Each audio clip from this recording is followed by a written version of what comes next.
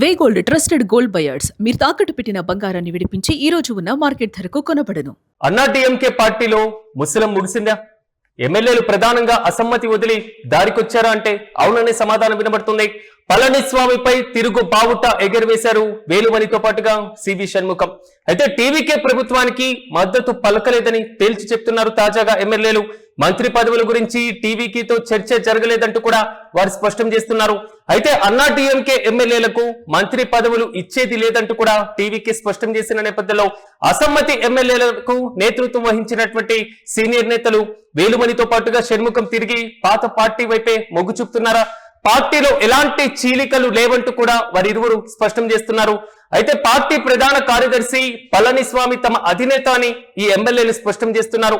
అన్నా డిఎంకే ఎప్పుడు కూడా డిఎంకేకి వ్యతిరేకించేటువంటి పార్టీనేనని వేలుమణి స్పష్టం చేశారు. అయితే రాష్ట్రంలో మళ్ళీ జయ పాలన స్థాపించడమే అన్నా డిఎంకే నేతలందరి ఏకైక లక్ష్యం అంటూ కూడా ఆయన పేర్కొనడం జరిగింది. ఎటకేలకు అన్నా డిఎంకేలో చీలిక వచ్చింది. సో టీవీకేకు బహిరంగంగా మద్దతు ప్రకటించారు అనేటువంటి కోణం దగ్గర నుంచి తిరిగి అన్నా డిఎంకే తిరుగు బావుట ఎగరవేసినటువంటి ఎమ్మెల్యేలు సొంత పార్టీలో మరి ముఖ్యంగా పళనిస్వామి నాయకత్వాన్ని ఆహ్వానిస్తున్న పరిస్థితులు మనం చూస్తున్నాం. ఇక ఇదే అంశంపై మరింత సమాచారం మా ప్రతినిధి కిరణ్ అందిస్తారు. కిరణ్, చెప్పండి, అన్నా డిఎంకేలో వచ్చినటువంటి ముసలం ముగిసిపోయిందా?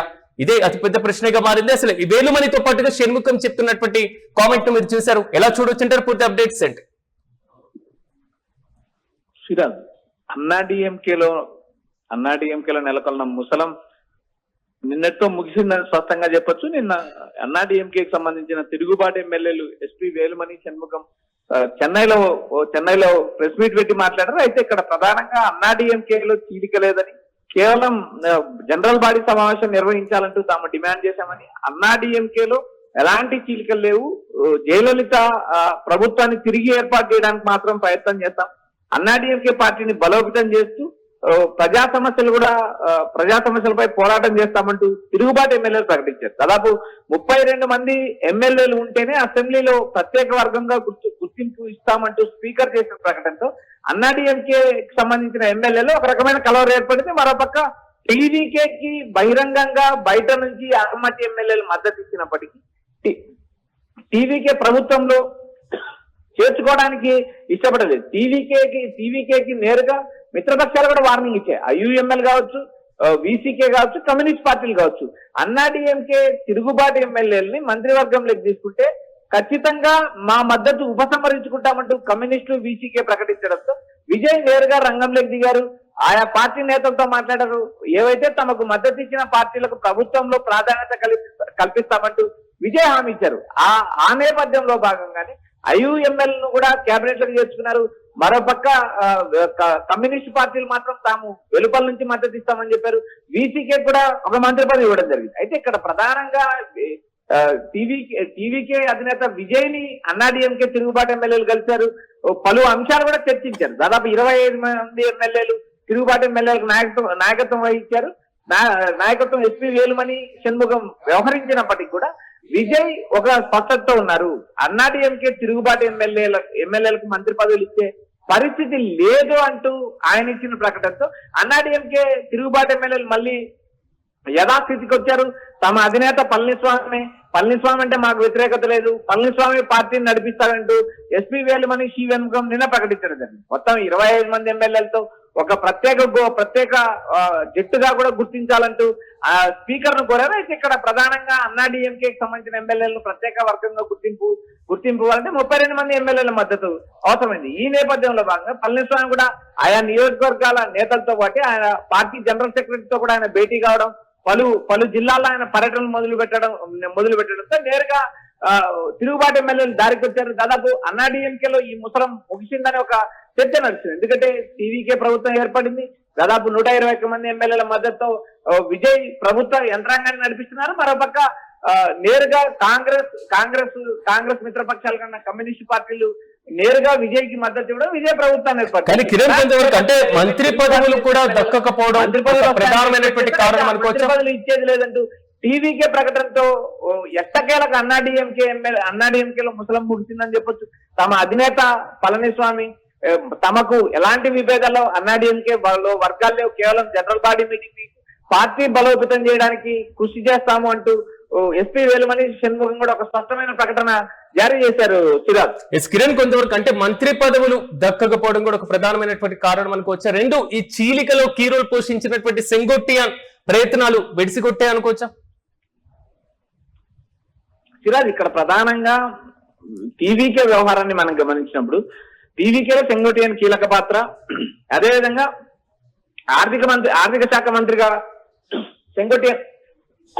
సెంగోటియన్ బాధ్యతలు నిర్వహిస్తున్నారు. అయితే ఇక్కడ ప్రధానంగా టీవీకేలో కీలక నేతగా ఉన్న సెంగోటియన్ అన్నాడీఎంకే చీలిక వర్గాన్ని ప్రోత్సహించారు అనే ఒక విమర్శలు ఉన్నాయి. అయితే ఇక్కడ విజయ్ అత్యంత తెలివిగా క్లారిటీగా వ్యవహరించారు. అన్నాడీఎంకే తిరుగుబాటు ఎమ్మెల్యేలకు మంత్రి పదవులు వస్తే తమకు మద్దతు ఇచ్చిన పార్టీలు లెఫ్ట్ అయ్యే అవకాశాలు ఉన్నాయి. అటు కాంగ్రెస్ కావచ్చు, బీసీకే కావచ్చు, కమ్యూనిస్ట్ పార్టీలు కావచ్చు. ఈ పార్టీలు మొదట మద్దతు ఇచ్చిన పార్టీలకు భాగస్వామ్యం ప్రభుత్వంలో కల్పిస్తామని హామీ ఇచ్చారు.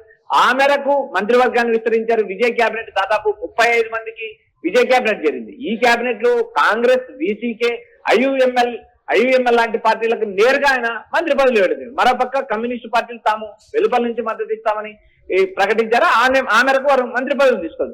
ఇలాంటి పరిస్థితుల్లో అన్నాడీఎంకేకి సంబంధించిన ఎమ్మెల్యేలు కొంత మేరకు మంత్రి పదవులు ఎక్స్పెక్ట్ చేశారు. ఆ మంత్రి పదవులు వస్తే దాదాపు 10 ఏళ్ల నుంచి పదవీ కాలం అధికారంలోకి లేము అనే ఒక భరోసాను నింపుకోవడానికి మాత్రమే అన్నాడీఎంకే ఎమ్మెల్యేలు ప్రయత్నించారు. మరోపక్క తమ నాయకుడు పళనిస్వామి పైన తిరుగుబాటు చేసే ఉద్దేశం తమకు లేదు.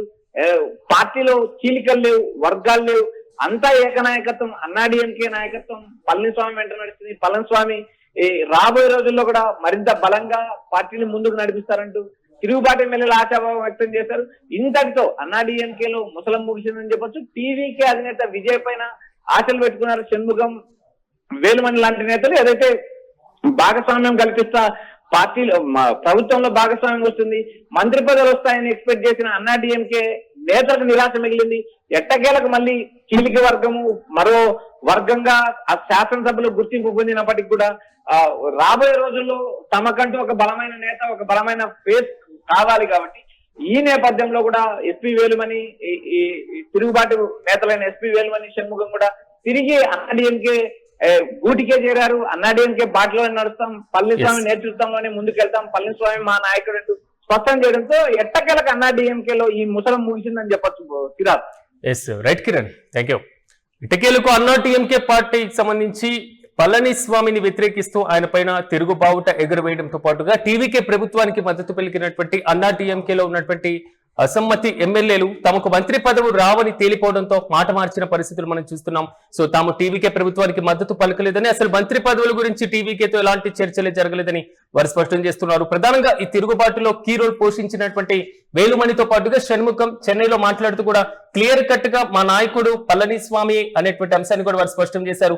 సో బీసీకే అదేవిధంగా కమ్యూనిస్టు పార్టీల దగ్గర నుంచి వచ్చినటువంటి ఒత్తిడి కూడా సో వీరు కొంతవరకు టీవీకేకు దగ్గర కాకుండా ఉండడానికి ఒక రీజన్ గా తెలుస్తుంది. సెంగోట్టియన్ కూడా ఒక వర్గం చీలి మళ్ళీ ముఖ్యంగా టీవీకేకు మద్దతు ప్రకటించడం పైన కూడా ఆయన కీ రోల్ పోషించారు. సో ఎట్టకేలకు అన్నాడీఎంకేలో తిరుగుబాటు ఎమ్మెల్యేలు తిరిగి మా పార్టీ అన్నాడీఎంకేని జయపాలని మేము స్థాపించబోతున్నాం, సో పళనిస్వామియే మా అధినేత అంటూ వారు చెప్పడం మాత్రం తమిళ రాజకీయాల్లో ఒక నూతనమైనటువంటి సో చర్చనీయాంశంగా మారినటువంటి పరిస్థితులు కనబడుతున్నాయి. చూడాలి అన్నాడీఎంకే పార్టీ మళ్ళీ పూర్తి స్థాయిలో ప్రతిపక్ష హోదాలో అంటే 3వ స్థానంలో ఉన్నటువంటి నేపథ్యంలో సో విపక్ష హోదాలో తమకంటూ గుర్తింపు తెచ్చుకుంటున్న సో పళనిస్వామి ఈ ఎమ్మెల్యేలను మరి కాపాడుకుంటూ 5 ఏళ్ల పాటు కాలం గడుపుతారా లేదా అన్న దానిపైన ఉత్కంఠ కొనసాగుతుంది.